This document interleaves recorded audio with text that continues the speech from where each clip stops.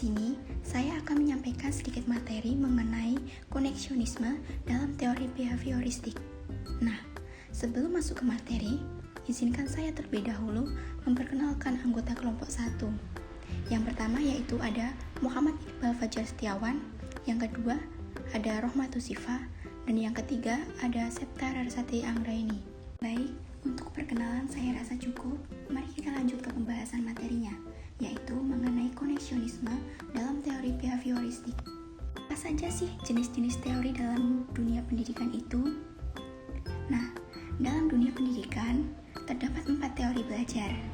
Yang pertama ada teori behavioristik, yang kedua ada teori kognitif, dan yang ketiga ada teori humanistik, dan yang terakhir yaitu keempat ada teori konstruktivistik. Nah, teori humanistik sendiri jika dikaji menurut konsep teori yaitu adalah perubahan perilaku seseorang akibat adanya stimulus dan juga respon. Stimulus yang dimaksud di sini adalah sesuatu yang diberikan kepada seseorang untuk merangsang seseorang tersebut agar melakukan sesuatu. Sedangkan respon yang dimaksud di sini adalah suatu tindakan atau perilaku yang tampak setelah seseorang tersebut mendapatkan stimulus. Dalam teori behavioristik sendiri dibagi atau terdiri dari beberapa macam. Yang pertama ada koneksionisme, dan yang kedua ada pengondisian klasik, dan yang ketiga ada pengondisian kontiguitas. Kemudian yang terakhir ada pengondisian operal. Nah, yang akan kita bahas di sini yaitu hanya koneksionisme saja. Selanjutnya, apa definisi koneksionisme dalam teori behavioristik itu sebenarnya? Nah, koneksionisme merupakan awal dari teori behavioristik. Dan dari teori koneksionisme ini, kita dapat mengetahui bahwa seseorang yang belajar itu dimulai dari coba-coba. Dan dari coba-coba itu, mereka melakukan kesalahan terlebih dahulu, lalu mereka bisa belajar dari kesalahannya, hingga pada akhirnya mereka menemukan sebuah kebenaran. Dan yang berikutnya, lalu bagaimana cara menerapkan koneksionisme dalam belajar dan pembelajaran? Nah, menurut jurnal Universitas Negeri Yogyakarta yang ditulis pada tahun 2016 itu disebutkan ada 4 cara untuk menerapkan koneksionisme dalam belajar dan pembelajaran. Yang pertama yaitu, di dalam pembelajaran, guru harus sudah memahami, sudah mengetahui materi yang akan diberikan kepada siswa atau peserta didiknya. Dan yang kedua, tujuan yang akan dicapai dalam sistem pembelajaran itu harus dijabarkan secara jelas dan tujuan tersebut harus masih bisa dijangkau oleh kemampuan peserta didik. Dan yang ketiga, materi yang diberikan itu harus dapat diterapkan dalam kehidupan sehari-hari.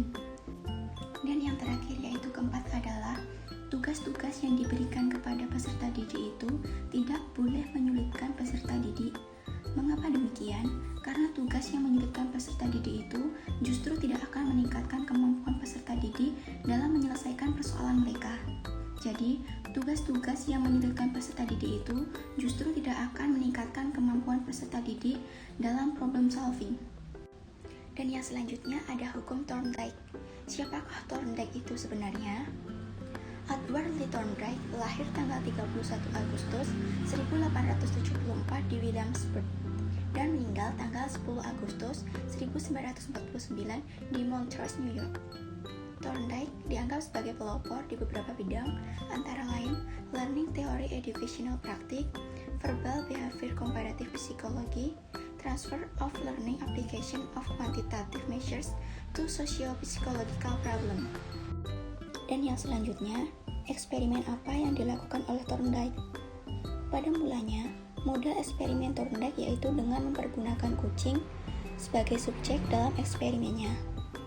Dengan konstruksi pintu kurungan yang dibuat sedemikian rupa, sehingga kalau kucing menyentuh tombol tertentu, maka pintu kurungan akan terbuka dan pada akhirnya kucing dapat keluar dan mencapai makanan yang ditempatkan di luar kurungan sebagai hadiah atau daya penarik bagi kucing yang lapar tersebut. Dan yang selanjutnya, apa hasil eksperimen yang dilakukan oleh Thorndike? Dari hasil eksperimennya, ia berpendapat bahwa prinsip belajar adalah trial and error learning. Apa saja hukum primer Thorndike? Yang pertama yaitu ada the law of readiness. Misalnya saja, bila orang siap melakukan perbuatan, maka dengan melakukan perbuatan akan timbul kepuasan. Dan bila seseorang siap melakukan kegiatan, tapi tidak diberi kesempatan, maka akan menimbulkan sebuah ketidakpuasan. Dan yang kedua yaitu ada the law of exercise. Maksud dari kata ini yaitu, hubungan seseorang akan semakin kuat jika selalu latihan atau law of use. Dan hubungan stimulus respon akan melemah bila latihan tersebut dihentikan atau law of disease. Dan yang terakhir yaitu ketiga ada the law effect. Maksud dari kata ini yaitu hubungan seseorang dipengaruhi oleh akibat respon. Bila responnya menyenangkan, maka hubungan tersebut semakin kuat dan sebaliknya. Itulah pembahasan dari kelompok kami mengenai teori koneksionisme. Bila ada salah kata ataupun penulisan di dalam video, mohon dimaafkan yang sebesar-besarnya. Sekian dari saya. Wassalamualaikum warahmatullahi wabarakatuh and see you.